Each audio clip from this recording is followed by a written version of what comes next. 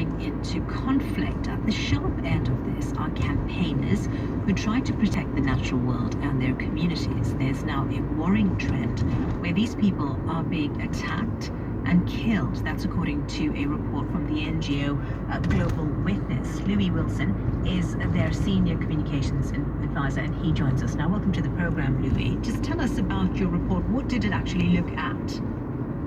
So our report looked at lethal attacks around the world against land and environmental defenders, people standing up for their land and for our planet. And what we found was that last year was the deadliest on record. So 227 people lost their lives doing this work last year.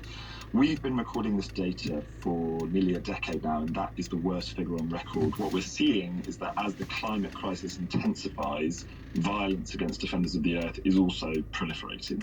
And that's really interesting, the increase in the numbers that are being killed. Why is there no sufficient protection when it comes to these land defenders then?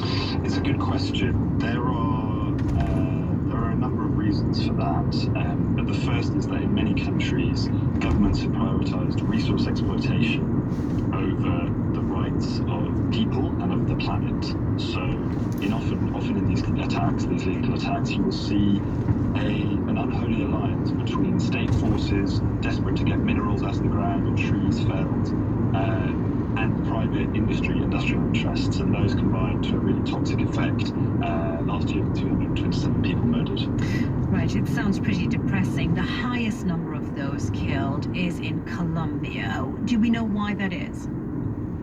Colombia is a complicated country, of course. There was a recent peace deal between the FARC and the government there, which has caused a lot of issues in rural areas. So we believe that a lot of the attacks are related to a crop substitution program there, but also there are just scant protections for defenders, and industries like agribusiness and mining have been given a green light through the pandemic, where civic space has been closed down. So there's been less free media, less civil society, and when we see those things, we always see a rise in violence. So what should governments do then to protect people like this?